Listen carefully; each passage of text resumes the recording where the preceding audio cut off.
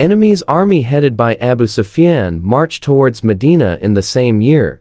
The enemies of Islam made every possible attempt to stir up the tribes against the Muslims. The Jews also took an active, if hidden, part in those intrigues. An army of 10,000 well-equipped men marched towards Medina under the command of Abu Sufyan. They encamped near Mount Uhud, a few miles from the city. The Muslims could gather only an army of 3,000 men. Seeing their inferiority in numbers on the one hand, and the turbulence of the hypocrites within the town on the other, they preferred to remain on the defensive. They dug a deep moat round the unprotected quarters of Medina and encamped outside the city, with a trench in front of them. They relied for safety of the other side upon their allies, the Qurayza, who possessed several fortresses at a short distance towards the south, and were bound by the compact to assist the Muslims against any raiders. These Jews, however, were induced by the idolaters to violate their pledge and to join the Quraysh. As these Jews were acquainted with the hypocrites within the walls of the city, were waiting for an opportunity to play their part,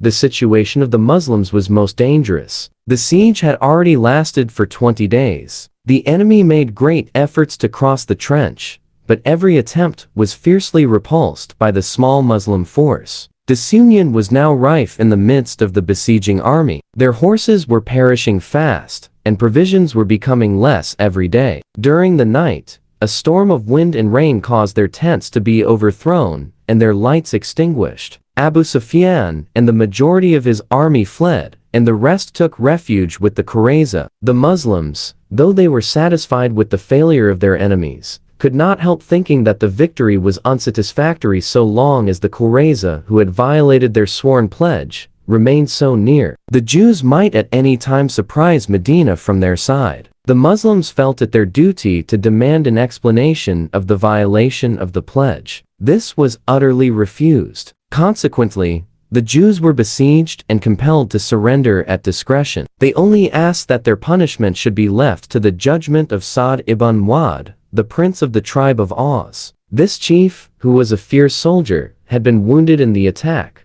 and, indeed, died of his wounds the following day. Infuriated by the treacherous conduct of the Bani Qurayza, he gave judgment that the fighting men should be to death, and that the women and children should become the slaves of the Muslims. The sentence was carried into execution.